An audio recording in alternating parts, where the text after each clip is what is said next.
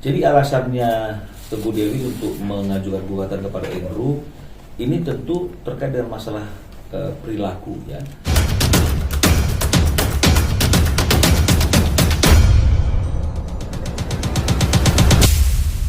Sebenarnya beberapa hari sebelum pertemuan yang saya lakukan kemarin dengan Teguh Dewi itu sudah terjadi satu komunikasi antara saya dengan Dewi terkait dengan masalah yang sedang dia hadapi dengan suaminya Andrew ya.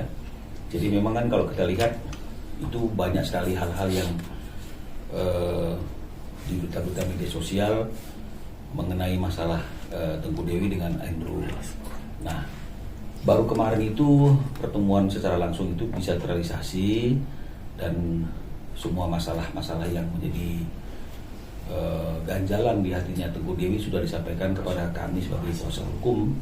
Karena kemarin juga itu Teguh Dewi sudah menandatangani kuasa, ya memberikan kuasa kepada kantor kami secara resmi untuk menjadi kuasa hukumnya dia dalam menghadapi masalah yang sedang terjadi dan sedang dihadapi antara Teguh Dewi dengan Andrew.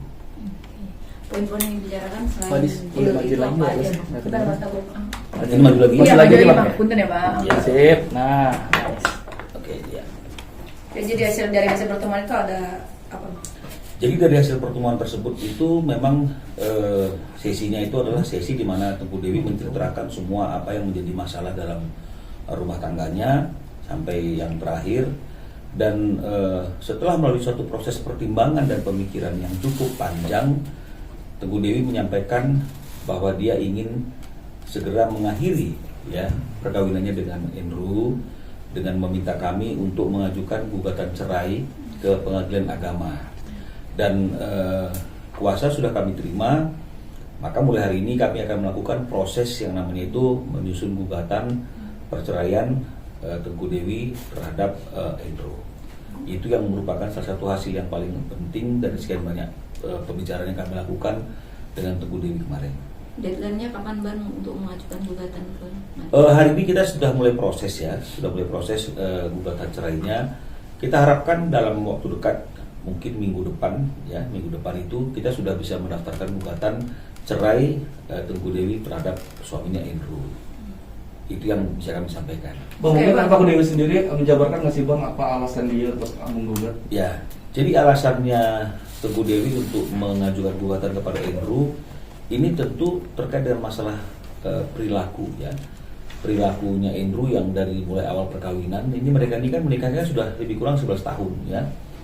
Sudah ini akan ada anak kedua yang akan lahir.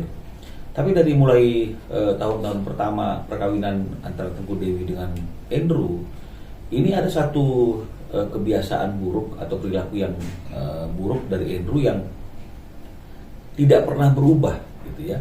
Dari selama 11 tahun perkawinan itu kebiasaan buruk ini tidak pernah berubah ya.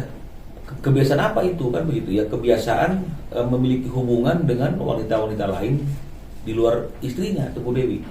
Ya, jadi kalau bahasa kerennya itu selingkuh ya. Dan sekarang ini juga masalah ini mencuat kan juga karena adanya perselingkuhan yang dilakukan oleh Andrew. Nah, jadi ini yang tidak bisa lagi ditoleransi oleh Teguh Dewi karena bukan sekali dua kali ya. Bukan sekali dua kali. Kalau sekali, dua kali, tiga kali mungkin ya hilaf ya.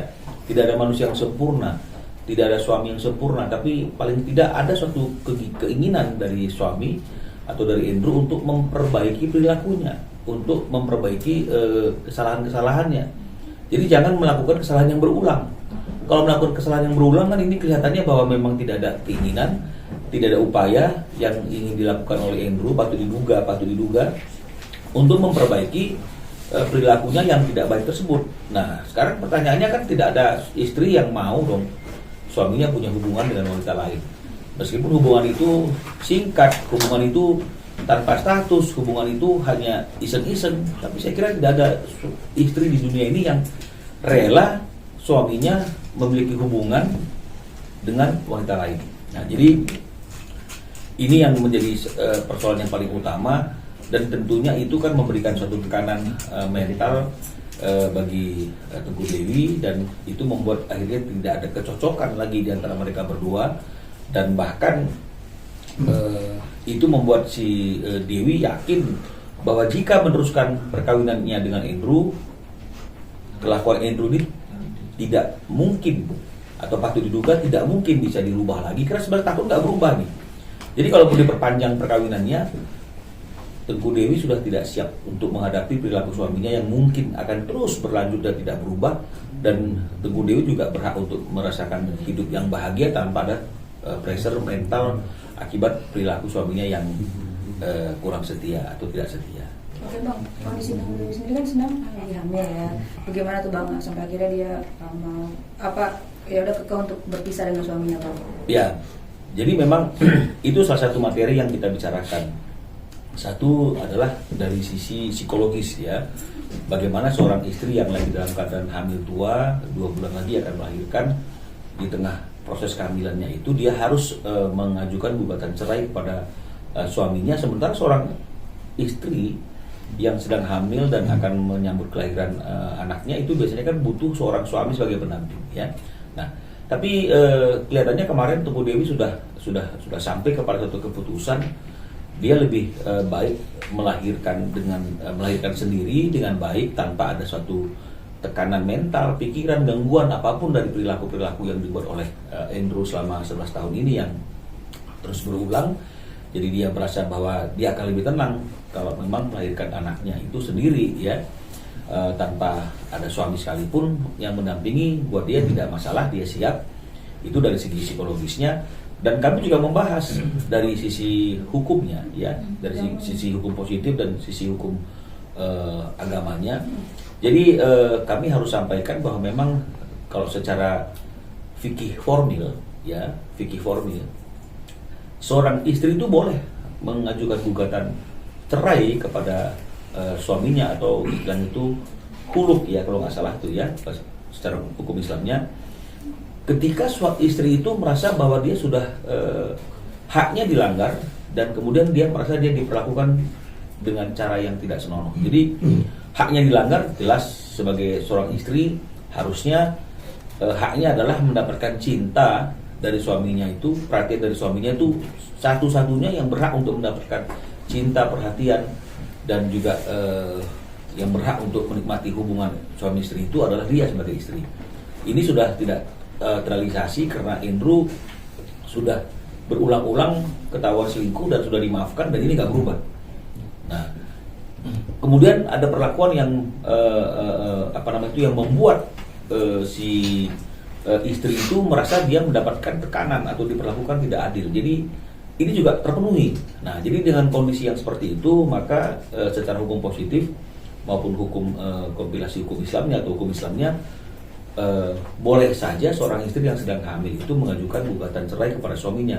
Mungkin nanti ada beberapa syarat yang harus dipenuhi. Salah satunya misalnya dari antara sekian banyak syarat itu adalah masa iddahnya akan diperpanjang. Jadi artinya sampai si bayi itu lahir, si istri ini tidak boleh memiliki hubungan dengan laki-laki lain atau menjalin ikatan hubungan dengan laki-laki lain.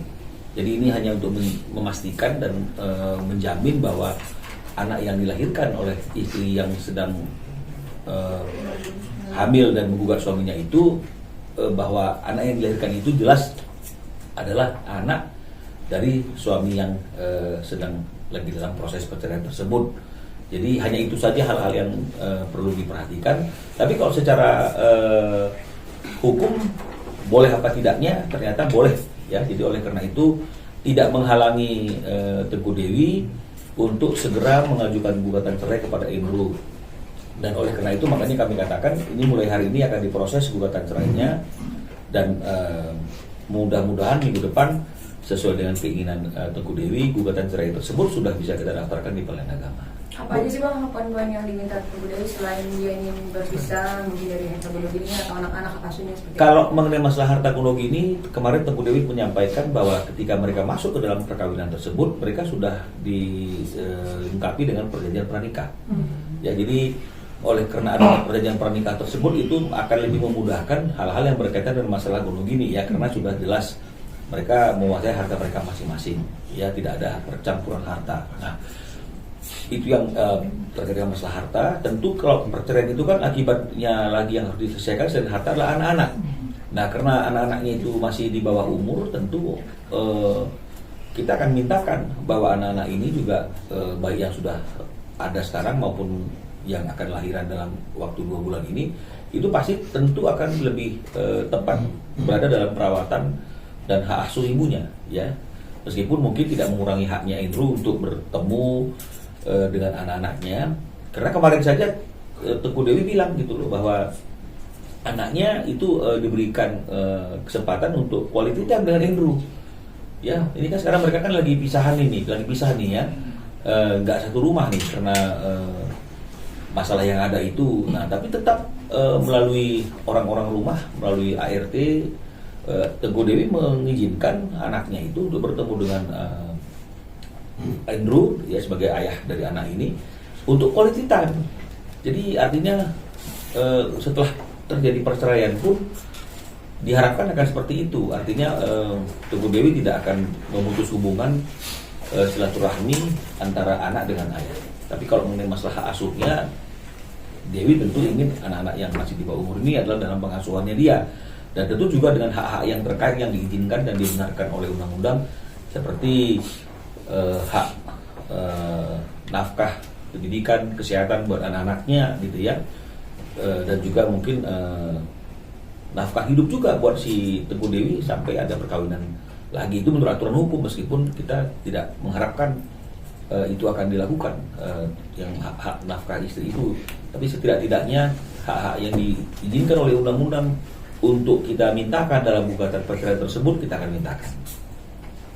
Bang, tadi juga Abang bilang 3 sekali 2 kali Bang. Mungkin ada berapa wanita sih Bang yang ketahuan sama Teguh Dewi berselingkuh sama Andrew, dan mulai pertama kali ketahuan itu kapan sih Bang sebenarnya? Pernikahan usia berapa gitu? Ya, jadi kalau secara detail si Dewi tidak menjelaskan kepada kami, dan kami juga tidak ingin bertanya detail karena untuk mengingat-ingat suatu peristiwa yang tidak menyenangkan itu pasti tidak akan baik buat Dewi, apalagi dalam kondisi yang hamil ya. Tapi kalau dari pembicaraannya dia sampaikan bahwa tahun-tahun pertama, jadi mungkin dari mulai tahun-tahun pertama 1 tahun 2 tahun itu sudah ada lah suatu kejadian yang terjadi yang dilakukan oleh Andrew, tapi mungkin ya Teguh Dewi masih berbesar hati, mungkin itu satu kekhilafan ya, bahkan mungkin bantu untuk meredakan situasi itu ya.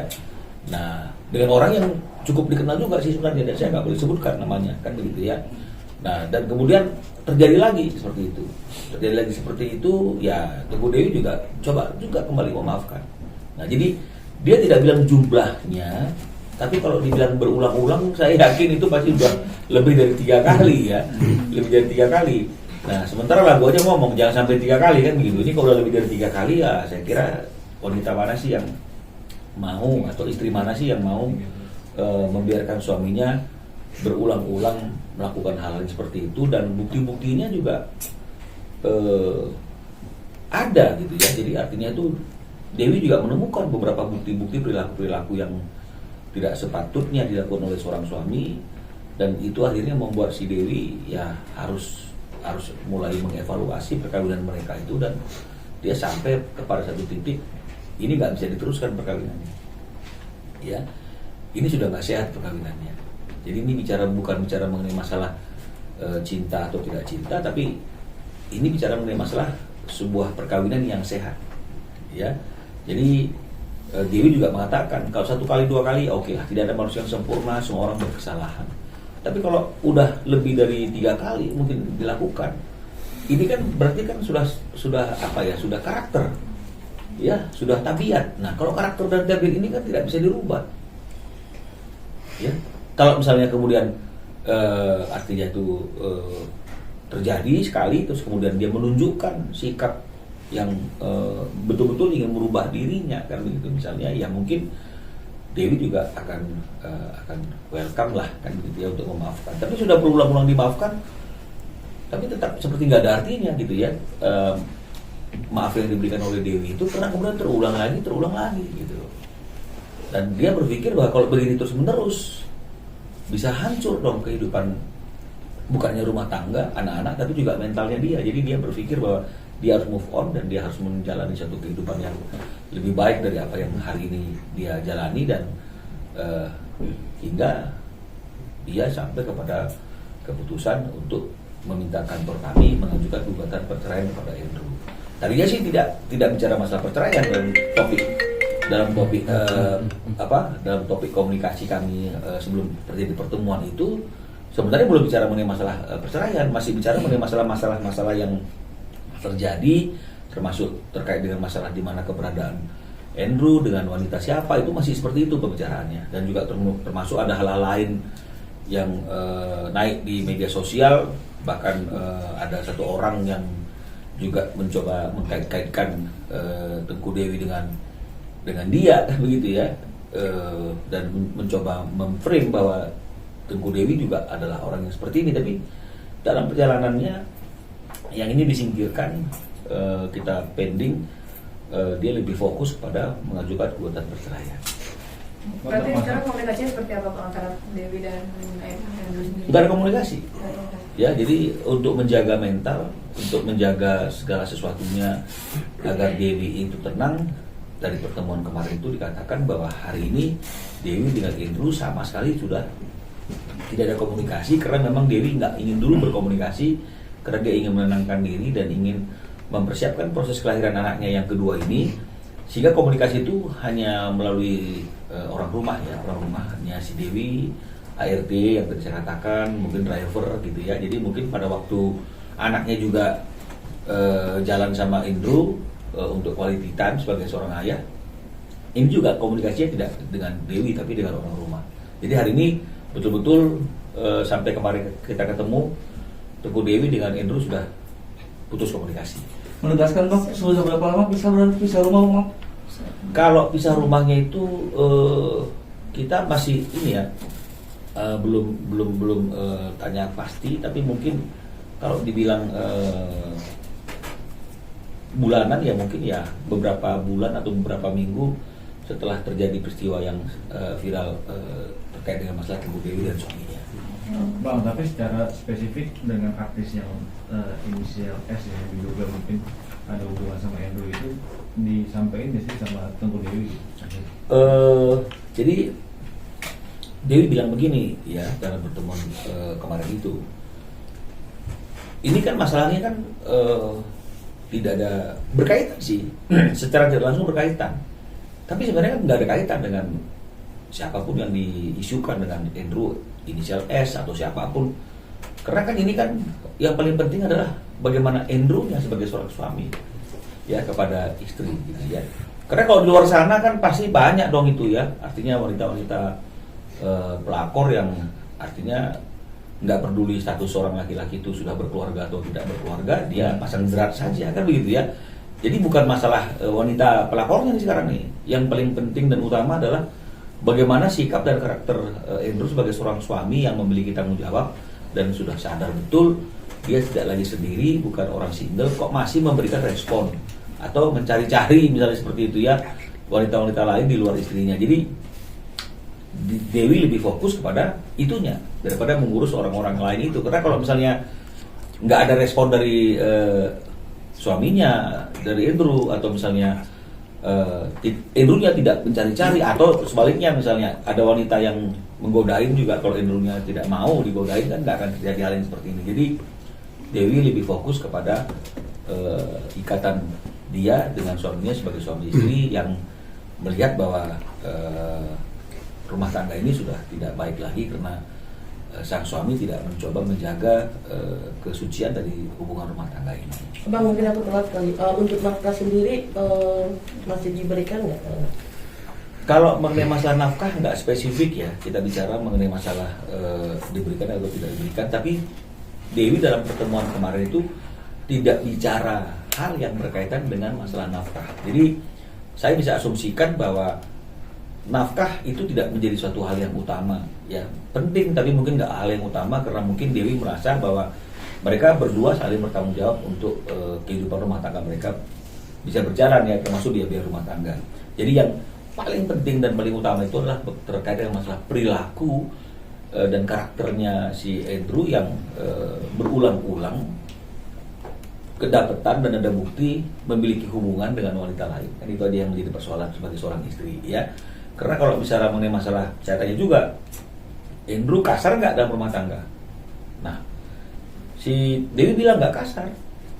Ya, jadi artinya boleh dikatakan ya karakternya udah nggak kasar, orangnya juga ya secara umum ya baik gitu ya. Tapi kan bagi seorang istri kan nggak cukup nih, suaminya nggak kasar, ya boleh dikatakan baik gitu ya, tapi memiliki hubungan dengan wanita-wanita lain di luar sana gitu loh. Ya saya kira kalau ditanya kepada semua wanita atau semua istri yang ada di manapun, pasti dia tidak akan ikhlas hal ini terjadi. Nah, sekali dua kali boleh saja, artinya itu mungkin hilaf, nggak ada manusia yang sempurna, ya salah jalan.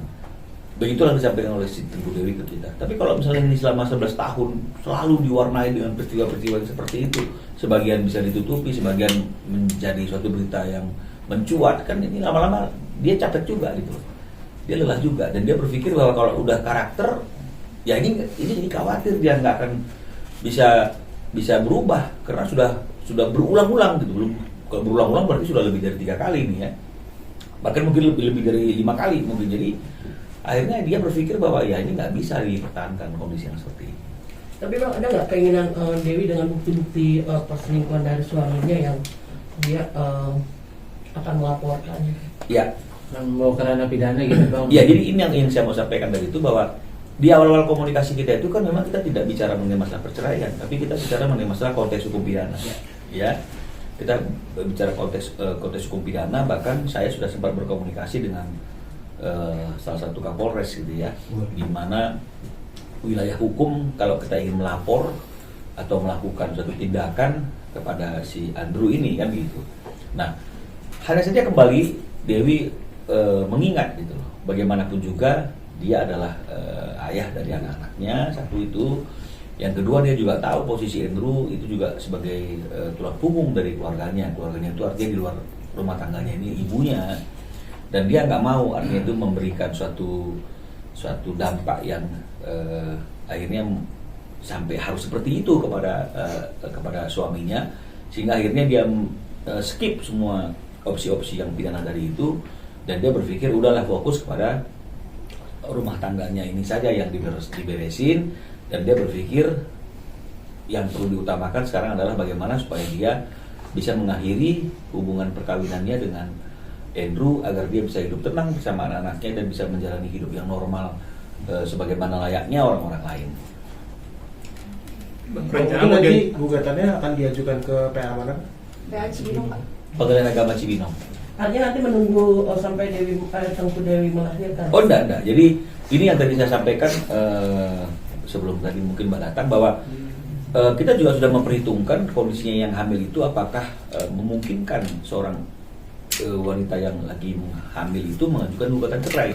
Makanya setelah kita kaji itu tadi bahwa boleh-boleh saja ini secara hukum fikih formil, boleh aja seorang istri yang sedang hamil mengajukan gugatan cerai kepada suaminya kalau memang ada suatu situasi kondisi yang luar biasa di mana istri tidak mendapatkan haknya sebagai istri dan ada kejadian yang benar-benar membuat istrinya merasa terzolimi. Jadi peristiwa yang sekarang terjadi ini kan seperti itu.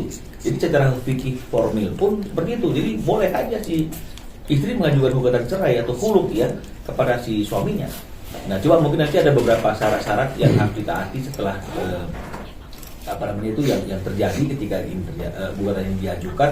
Salah satunya misalnya selama proses gugatan itu si istri tidak boleh menjalin hubungan dengan orang lain sampai bayinya dilahirkan, hanya untuk mengetahui bahwa siapa yang akan menjadi ayah yang bertanggung jawab kepada anak ini. Jadi saya kira ini kan nggak mungkin juga ada niatan atau keinginan dari si Dewi dalam keadaan yang masalah masih ada, proses perceraiannya masih berjalan, hamil juga, kan nggak mungkin lah. Saya kira ini sesuatu hal yang mungkin syarat ini bisa kita lakukan, Dewi bisa lakukan. Jadi sekali lagi secara hukum positif dan juga secara fikih formil, secara hukum kompilasi hukum agama Islamnya juga memungkinkan untuk mengajukan gugatan cerai terhadap suami oleh istri yang sedang hamil.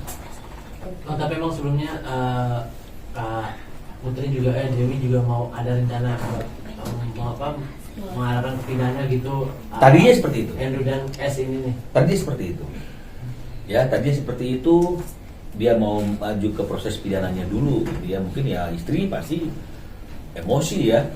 Ada suami seperti itu, dia ingin memberikan pelajaran secara hukum bagi si suami dan juga si wanita yang sedang bersama suaminya ini. Tapi kemudian dia berpikir, lebih baik dia fokus kepada rumah tangganya saja.